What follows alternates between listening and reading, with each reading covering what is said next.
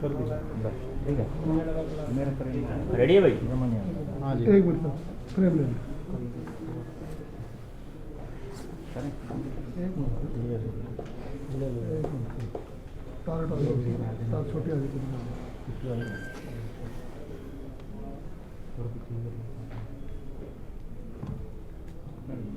करें सर। जी करो। रेडी। जी सर, जी सर। बताएं सर प्रेस वार्ता का विषय है। कल हमारी CIA 2 यूनिट को एक सीक्रेट इन्फॉर्मेशन मिली थी कि जो हरियाणा पुलिस कांस्टेबल एग्ज़ामिनेशन जो दूसरी बार हुआ था पहले के कैंसिलेशन के बाद, उसमें कुछ व्यक्ति सीटर्स को बिठाकर और उसमें मतलब फ्रॉड करते हैं और उसके एग्ज़ाम पास कराते हैं। तो इसमें CIA ने फिर टीम बनाकर रेड करी और उसमें फिर सदर थाना एरिया से भेड़ी माजरा से 4 व्यक्तियों को हमने अरेस्ट किया है। उसमें जो मेन किंग पिन है वो है संजय पुत्र किशन, छात्र, जिला जींद का रहने वाला है। और ये सभी जो सीटर्स का इंतज़ाम करता था, ये खुद भी सीटर था। दूसरा है संदीप, जो कैंडिडेट है जिसने ये एग्ज़ाम सेकंड वाला जो हमारा कांस्टेबल रिक्रूटमेंट एग्ज़ाम हुआ था वो उसने दिया था रेवाड़ी सेंटर में। तीसरा राहुल सीटर है जो संदीप की जगह पर जिसने एग्ज़ाम एक्चुअल में वहाँ पर दिया था। चौथा है अश्विनी प्रताप सिंह, ये यूपी का रहने वाला है, कन्नौज ज़िले का।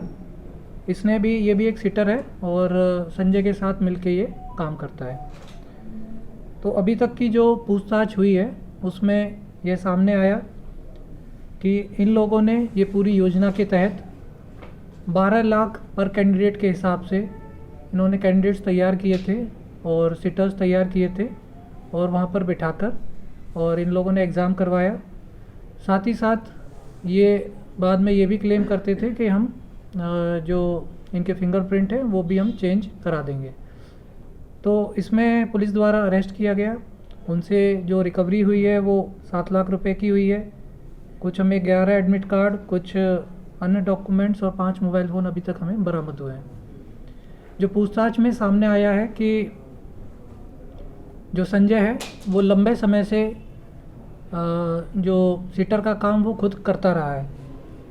संजय ने 2016 से लेकर अब तक 15-16 एग्ज़ामिनेशंस में वो खुद सीटर रहा है और उसने जम्मू, श्रीनगर, पुणे, मुंबई, चंडीगढ़, आसाम, चेन्नई, इन सभी जगहों पर जो डिफरेंट एग्ज़ाम्स हैं वो दिए हैं। कुछ आर्मी के, कुछ नेवी के, TMM exam, MES exam, grief माटे एग्ज़ाम, फायरमैन का, SSC MTS, आर्मी चौकीदार, आर्मी सफाई वाला, हाउस कीपिंग, TMM एक्सेट्रा। जो हमारा दूसरा आरोपी है राहुल, जो सीटर है, वो सीटर का काम करता है। उसने जो हरियाणा पुलिस कांस्टेबल वाले 5 लोगों के उसने एग्ज़ाम दिए हैं। उसके साथ साथ जो अभी रेवेन्यू क्लर्क का एग्ज़ाम हुआ था जिसमें रिज़ल्ट पेंडिंग है, उसमें भी उसने एग्ज़ाम दिए हैं। जो हमारा चौथा आरोपी है अश्विनी, उसने हरियाणा पुलिस कांस्टेबल में एक की जगह सीटर का काम किया था। उसमें कैंडिडेट क्वालिफाई नहीं हुआ था।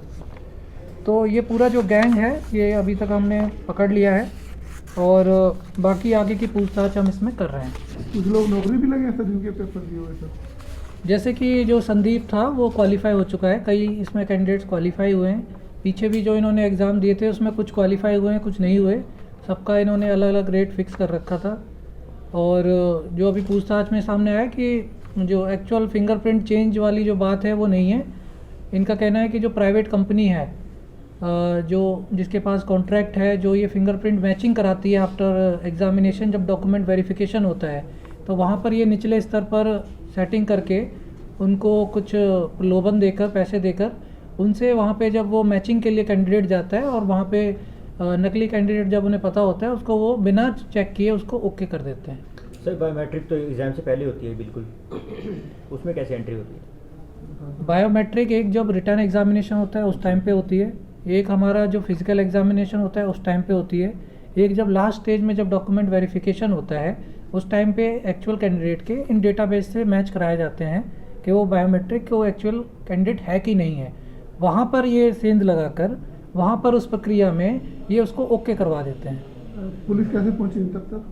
ये हमें सीक्रेट इन्फॉर्मेशन प्राप्त हुई थी कि यहाँ पे कुछ ऐसे कुछ लेन देन चल रहा है। ये कैंडिडेट संदीप अपने पैसे देने के लिए यहाँ पर संजय को आया हुआ है। सर जैसे 3 स्तर पे आपने बताया बायोमेट्रिक होती है, तो जो दूसरा सीटर बैठता है उसको अंदर कैसे एंट्री करवाते हैं, क्या इनका मोड ऑफ ऑपरेंडी है सर उसमें, या तीनों स्तर पे एक ही जो फर्जी कैंडिडेट उसी के बायोमेट्रिक चलते हैं सर?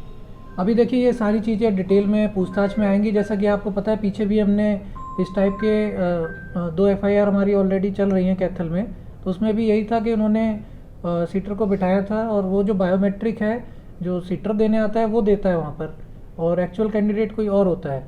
एक्चुअल कैंडिडेट फाइनल जब फिजिकल होता है और जब डॉक्यूमेंट वेरिफिकेशन होता है तब वो वहाँ पे जाता है। कोई सर, सेंटर डिप्टी में सेक्रेटरी के पकड़ने के बाद उसके दौरान भी यही बातें आई थी कि जो वो फिंगरप्रिंट से लेके और मार्कशीट और वो जो प्राइवेट कंपनियों के साथ सेटिंग करते हैं, तो इस दौरान फिर क्या ये गैंग ऐसे ही चलता रहा डिप्टी सेक्रेटरी की गिरफ्तारी के बाद भी? नहीं, ये जो 31 अक्टूबर को जो एग्ज़ाम हुआ है, जो फर्स्ट एग्जामिनेशन हमारा हुआ था 7 अगस्त को, जो पेपर लीक के बाद कैंसिल हुआ था, उसके बाद ये 31 अक्टूबर को हुआ था। उसमें कुछ जगहों पर इन्होंने ये सीटर बिठा के ये की है, और चूँकि उस टाइम पे जो हमारा Haryana public examination unfair means वाला एक्ट वो भी लागू हो चुका था, तो वो सेक्शन भी इसमें लगाए गए।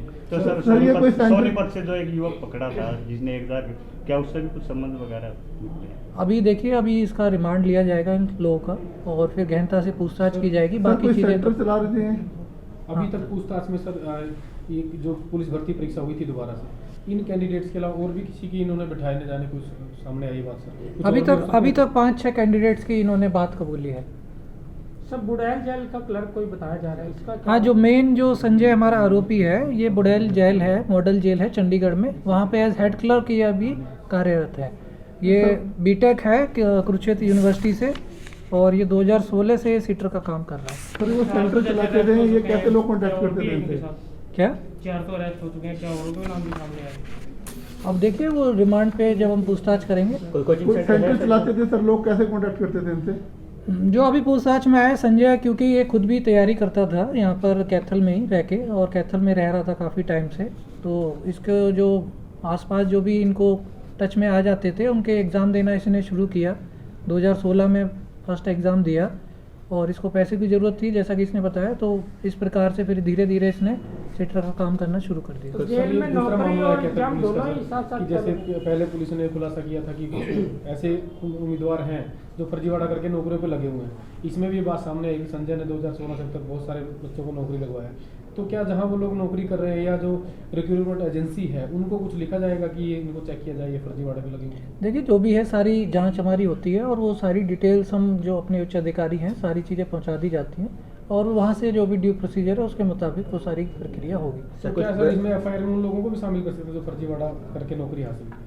देखिए, वो इंसिडेंट उस टाइम का है, उस जगह का है, उसमें अगर होगा तो अलग FIR वहाँ होगी, ठीक है। हमारा जो इंसिडेंट है उसमें हमने अपनी FIR दर्ज की है और उसमें ये खुलासे हुए हैं। सर कुछ सर, बरामद हुए पुलिस ने इनसे? पहले भी बरामद जैसे हुए पेपर इनसे लीक सर? मामले पेपर में वगैरह कई पैसे चीजें वगैरह पकड़ी कुछ? थी। जैसे कि मैंने बताया कि 7 लाख रुपए कैश जो वो देने आया था, साथ ही साथ दूसरे जो कैंडिडेट्स के फ़ोटो लगे, 11 एडमिट कार्ड, कुछ अन्य डॉक्यूमेंट और 5 मोबाइल फ़ोन अभी तक बरामद हुए। ये जैसे पहले भी पुलिस ने पेपर लीक में पकड़ा था, तो कोई ऐसा भी अब तक कोई संदिग्ध पकड़ा गया जिसकी जांच या कोई हाथ या कोई रूट्स सेक्रेटरीट तक या HPS के किसी बड़े अधिकारी तक जाते हो? देखिए, अभी तक जांच में, हमारी जांच में नहीं आया। जैसा कि आपको बताया, पहले पेपर लीक जो हुआ था उसमें जो रूट था वो प्रिंटिंग प्रेस से जो हम पकड़ के लेके आए थे जम्मू कश्मीर से, तो वहाँ से लेकर जो हमारी पूरी चेन है वो अब लगभग सारी हमारी अरेस्ट हो चुकी है। एक व्यक्ति को छोड़ के सारे अरेस्ट हो चुके हैं, तो उसमें ऐसा कोई भी संलिप्तता कोई नहीं बड़ा है। नाम नहीं आ रहा सर सामने? नहीं, बड़ा नाम की बात नहीं है, जो आएगा वो तो जैसे दो इन्वेस्टिगेशन की मंत्रियों के बात है। नाम सुना था कि बीच में 2 मंत्रियों के नाम।